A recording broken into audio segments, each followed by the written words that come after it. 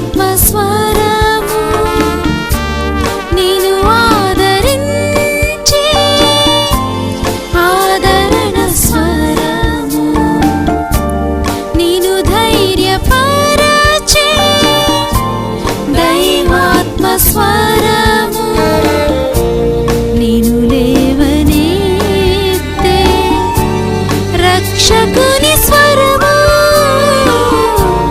నేను ఓదార్చే పరిశుద్ధాత్మ స్వరము ఆదరణ నీ కొరకే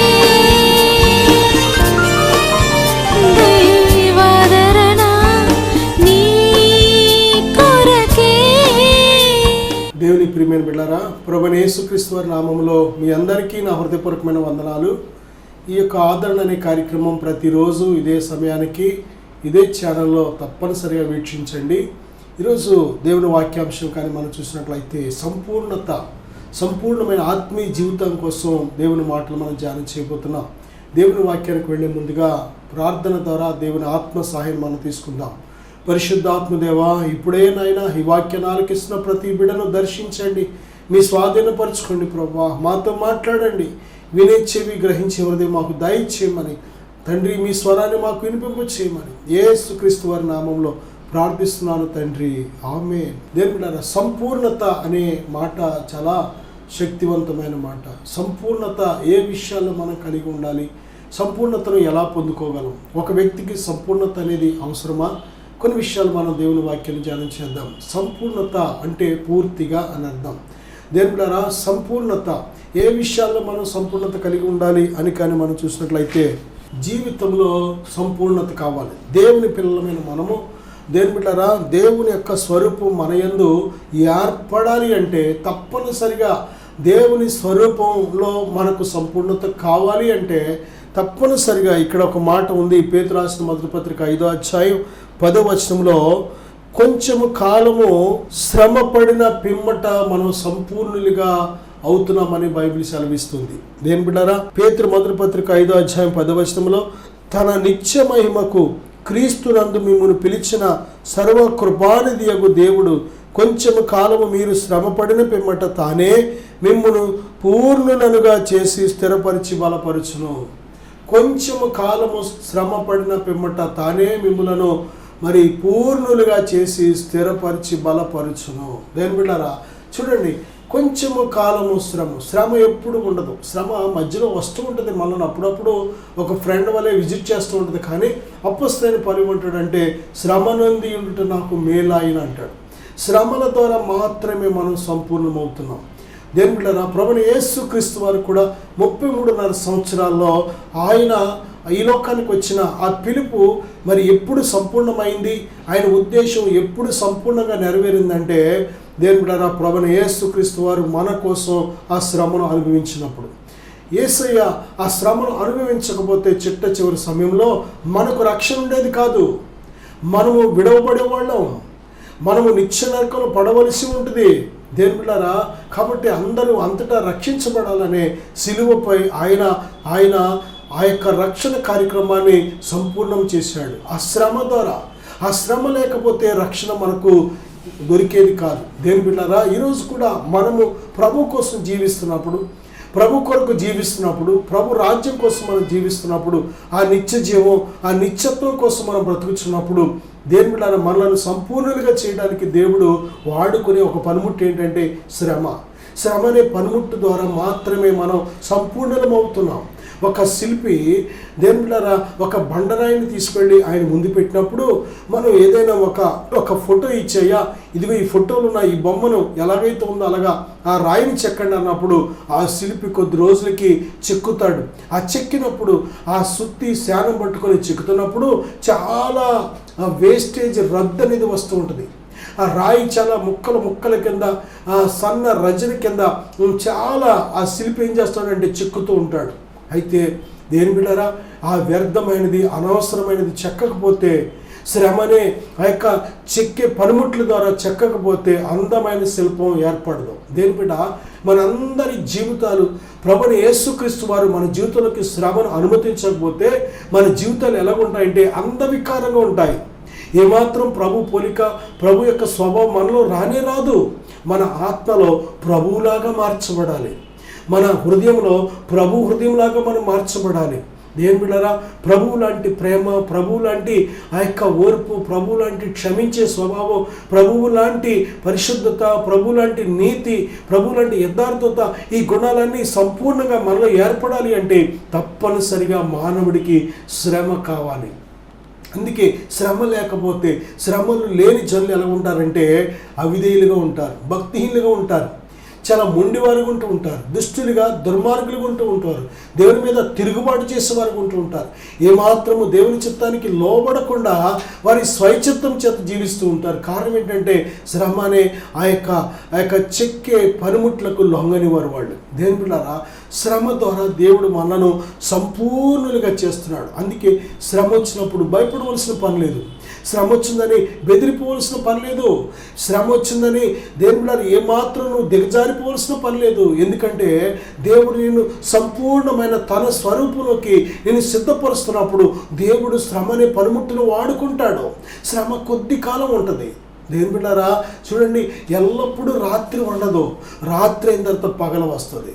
దేని బిడ్డలారా, అలాగే మన జీవితంలో కూడా కొద్ది కాలం శ్రమ ఉండొచ్చు, రావచ్చు, కానీ అది వాడిని దాటిపోయిన తర్వాత మనకు వెలుగు ప్రకాశిస్తుంది.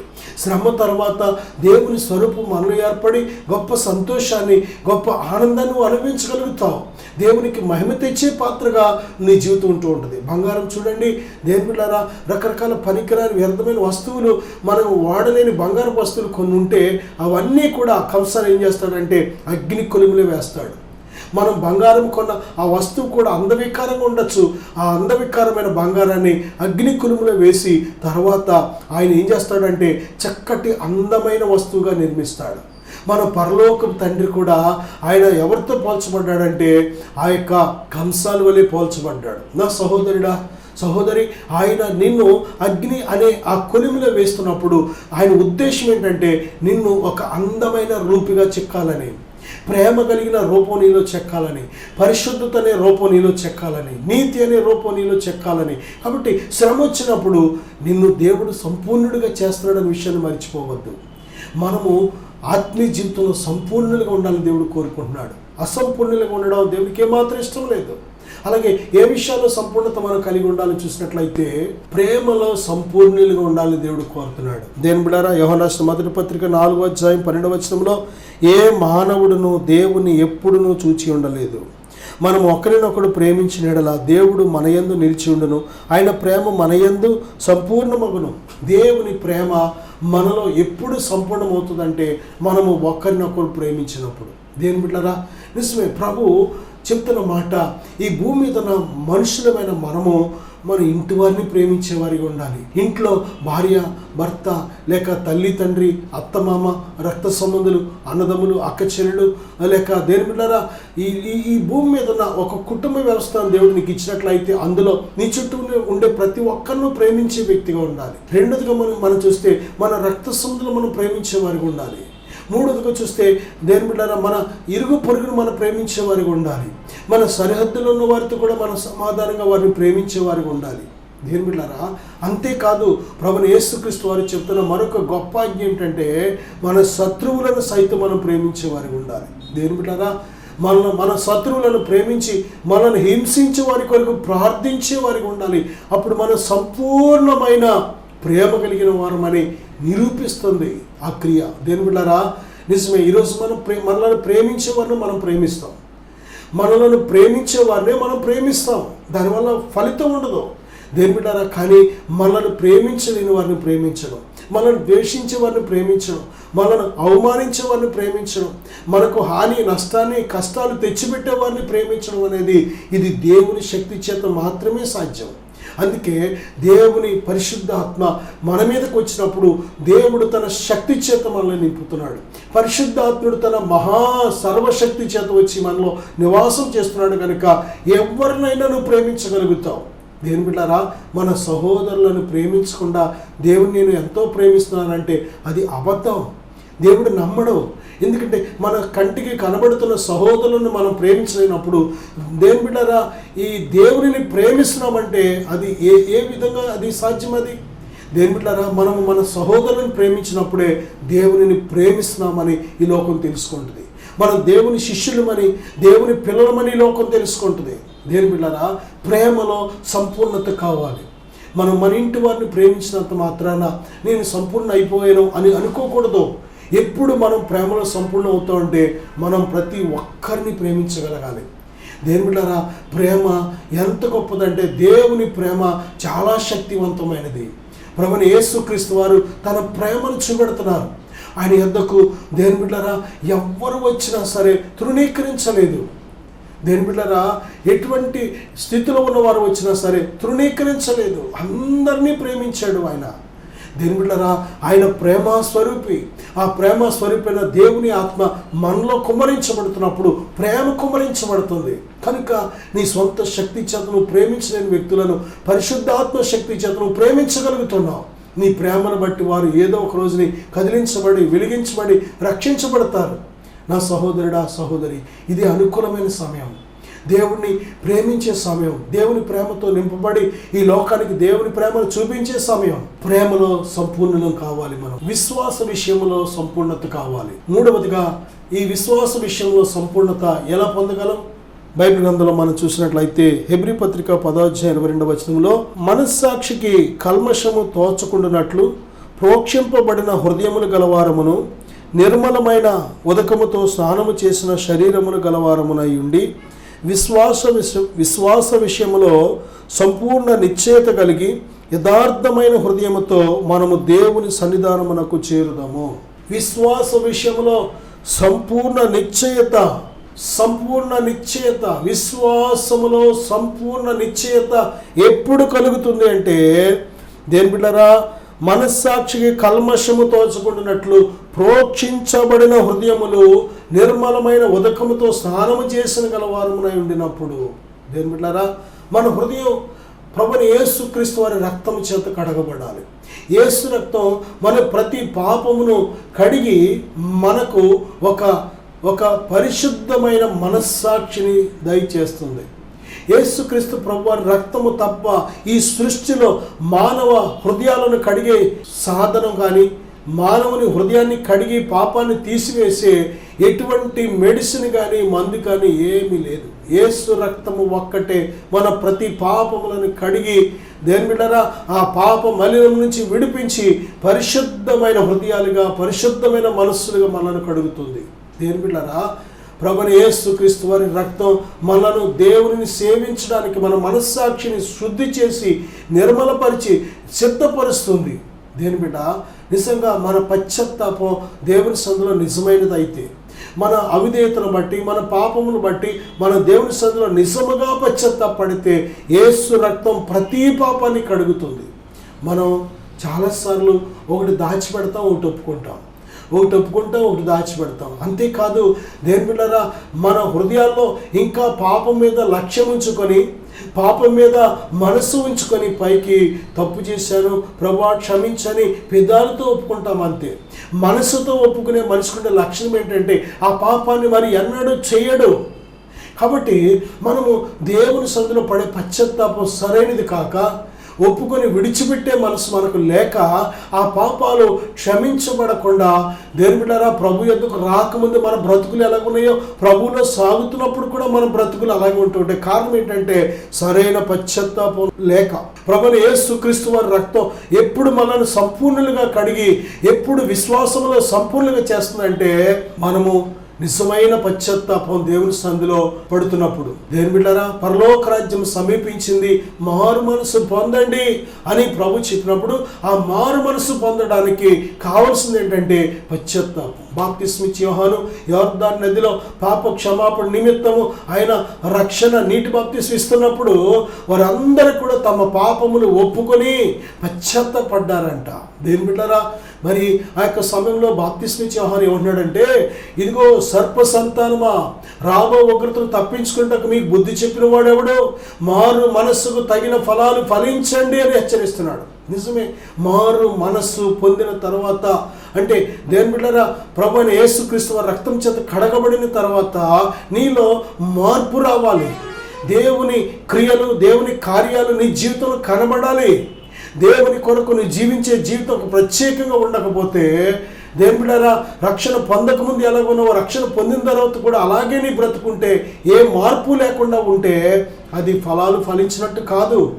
కాబట్టి ఈరోజు ఎంతోమంది దేవుని పిల్లని చెప్పబడే వారిని బట్టే దేవుని నామం అవమానపరచబడుతుంది. దేని బిడ్డలారా, సరైన మారు మనసు లేక మందిరానికి వెళుతూ ఉంటారు కానీ త్రాగుడు మానరు, మందిరానికి వెళుతూ ఉంటారు కానీ అక్రమ సంబంధం. దేవుని బిడ్డలారా, దేవుని బిడ్డలని చెప్పుకుంటూ చాలా భయంకరమైన జీవితంలో జీవించడం ద్వారా దేవుని గురించి తెలియని వారికి అవమానంగా, అసహ్యంగా, దేవుని బిడ్డలారా, చాలా విధాలుగా వారు దేవునికి దూరం అవటానికి కారకులుగా ఉంటున్నాం. మనల్ని బట్టి దేవుని నామం అవమానపరచబడే విధంగా మనం ఉండడానికి వీల్లేదు.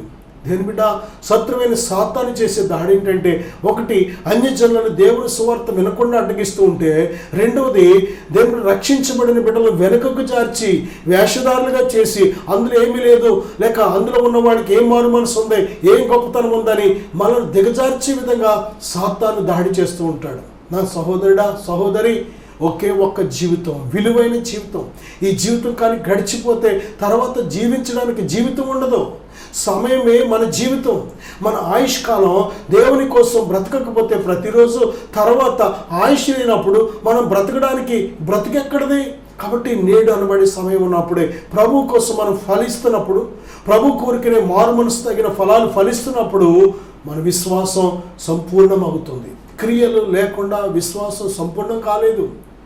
దేవుడారా, విశ్వాసం లేకుండా క్రియలు ఏ విధంగా సంపూర్ణం కాలేవో, క్రియలు లేకుండా విశ్వాసం సంపూర్ణం కాలేదు. అలాగే ప్రభువునందు విశ్వాసం ఇచ్చిన మనము మారు మనసుకు తగిన క్రియలు మనం ఫలించినప్పుడు మన విశ్వాసం సంపూర్ణం అవుతుంది. తిమోతి మొదటి పత్రిక 2వ అధ్యాయం 1 నుంచి 2 వచనాలు మనం చూసినట్లయితే, భక్తిలో సంపూర్ణత కావాలి. మనము సంపూర్ణ భక్తియు మానీయతయు కలిగి నెమ్మదిగాను సుఖముగాను బ్రతుకు నిమిత్తము అన్నిటికంటే ముఖ్యముగా మనుషులందరి కొరకును, రాజుల కొరకును, అధికారులందరి కొరకును విజ్ఞాపనములను, ప్రార్థనలను, యాచనలను, కృతజ్ఞతాస్తుతులను చేయవలనని హెచ్చరించుచున్నాను.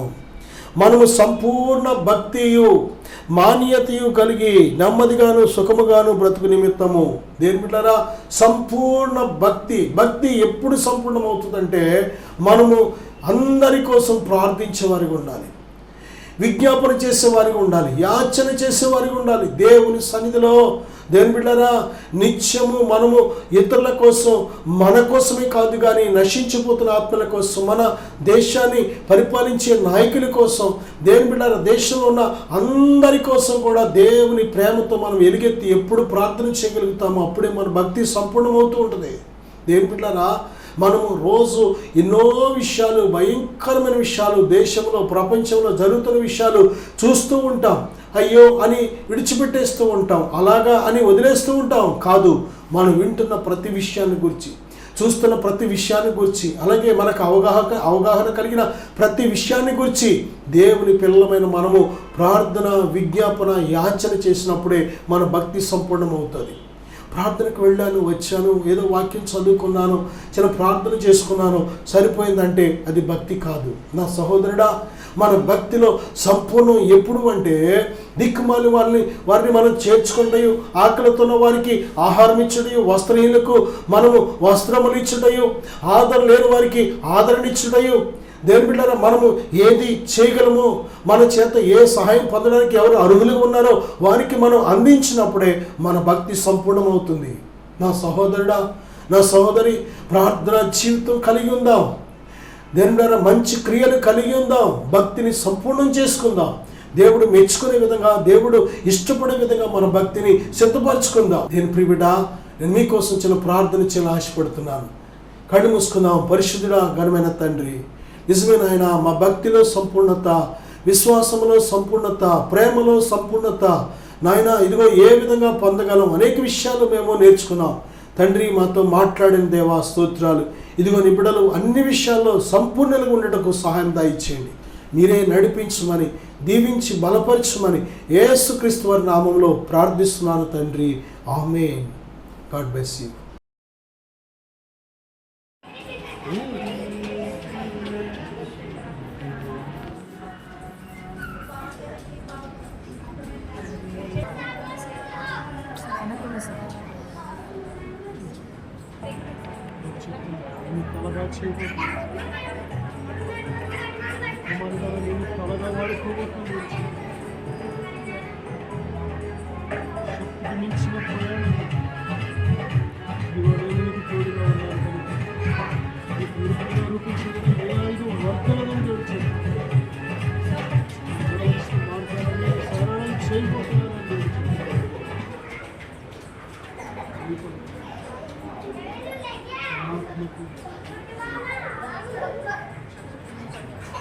ఆత్మను మీకు తోడుగా ఉంచి ఉన్నాను, ఆత్మ మీద ఉంచి ఉన్నాను తెలుసు, నేను మీకు తండ్రిలో ఉన్నానని తెలుసు. దేవునామానికి వందనాలు, సేవకులకు నా వందనాలు.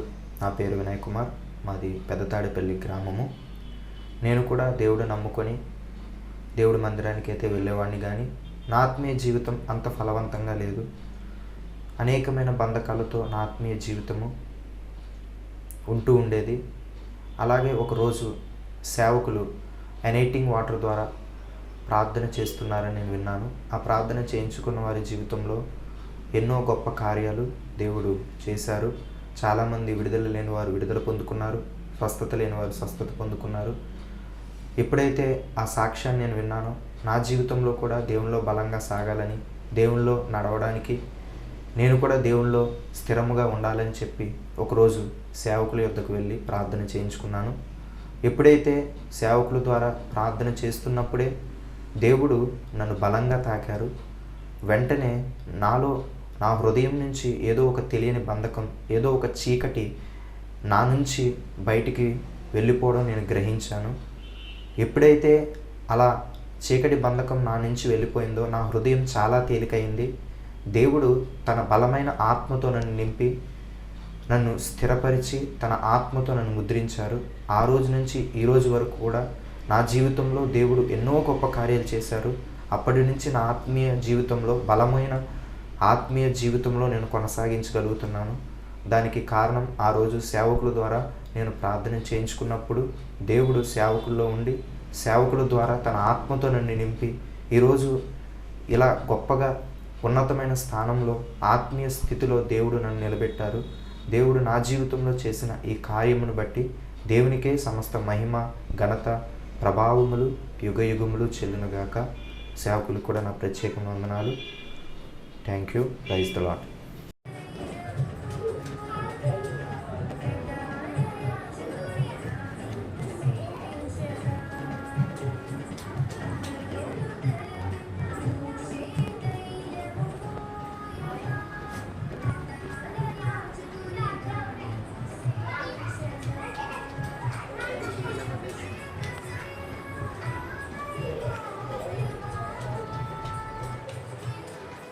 దేవుని నామానికి వందనాలు, దైవజనులకు వందనాలు, లైవ్లో చూస్తున్న మీ అందరికీ నా వందనాలు. నా పేరు గిరి. నేను తాడేపల్లిలో ఉంటాను. ఒక చిన్న జ్యువెలరీ షాప్లో వర్క్ చేస్తూ ఉంటాను. అసలు దేవుడు అంటే ఏంటో నాకు తెలియదు, ఏమీ తెలియదు.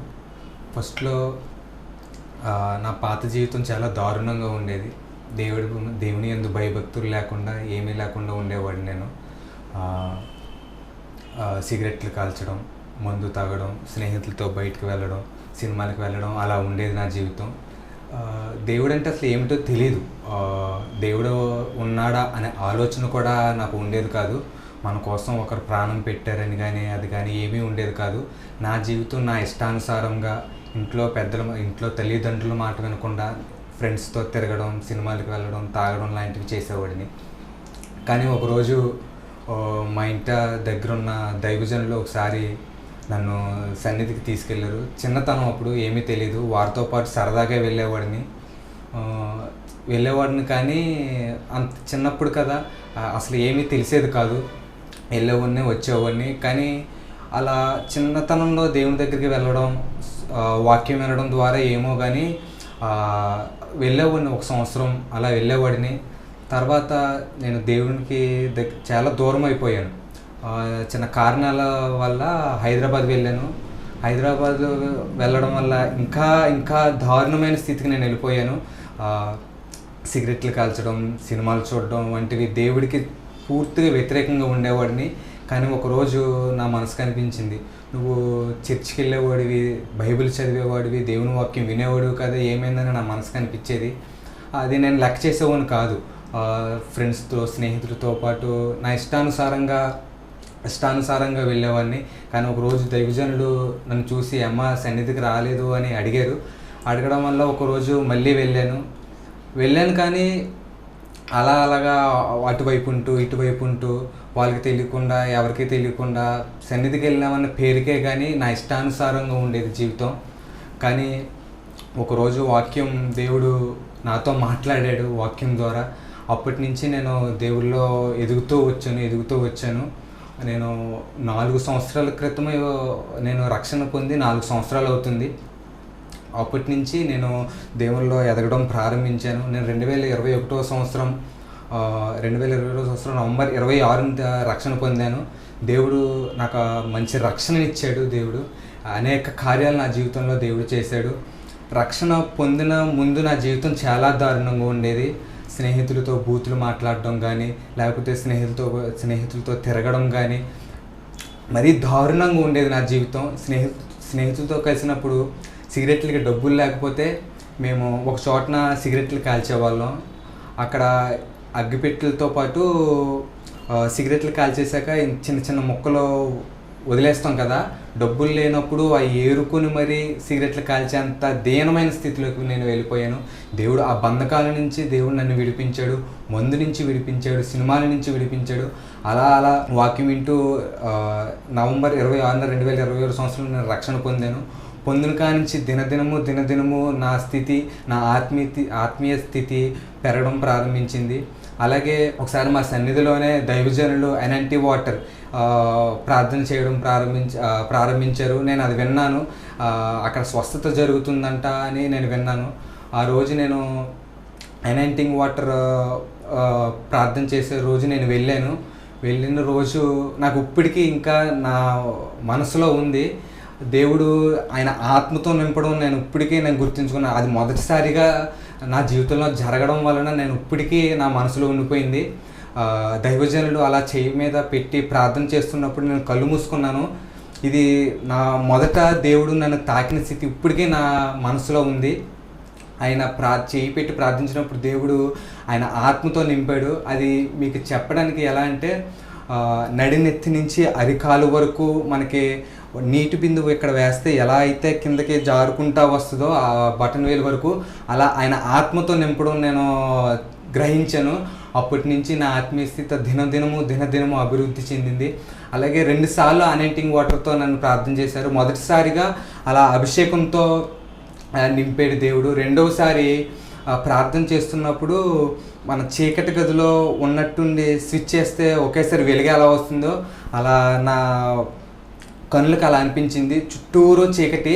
ఒక్కసారిగా మన చీకటి గదిలో పెట్టేసి ఎలాగైతే స్విచ్ ఆన్ చేస్తామో లైటు, ఎలాగైతే ఒకేసారి వెలుగు వస్తుందో అలా వెలుగు వస్తుంది. ఆ 2 సార్లు ఎనైటింగ్ వాటర్ ద్వారా నేను దేవుళ్ళో ఆయన నాతో ఉండడం గ్రహించాను. అప్పుడు లైవ్లో చూస్తున్న మీ అందరికీ నా వందనాలు. నా పేరు గిరి. నేను తాడేపల్లిలో ఉంటాను. ఒక చిన్న జ్యువెలరీ షాప్లో వర్క్ చేస్తూ ఉంటాను. నా ఆత్మీయ జీవితంలో దేవుడు ఎన్నో కార్యాలు చేశాడు, ఎన్నో అద్భుతాలు చేశాడు. నేను దేవుళ్ళలోకి వచ్చిన తర్వాత మామూలుగా నేను రక్షణ పొందినప్పుడు నా బంధువులు అందరూ నన్ను దూరం చేశారు, నా స్నేహితులు అందరూ నన్ను దూరం చేశారు.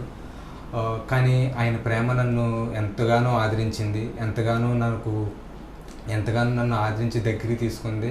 ఎంతోమంది ఎందుకురా అలా చేస్తున్నావు ఇలా చేస్తున్నావు అని ఎంతోమంది నన్ను నలుగురిలో అడిగారు, ఇంటికి పిలిచి కౌన్సిలింగ్ ఇచ్చారు. ఎంతోమంది ఎన్నో విధాలుగా ఇబ్బంది పెట్టారు, అందరూ దూరం చేయడం. కానీ అప్పుడు నేను ఎంతో బాధపడ్డాను. కానీ దేవుడు నన్ను ఎంతగానో ఆదరించాడు. ఆయన నా మనసు ఎంతో తేలికపరిచాడు.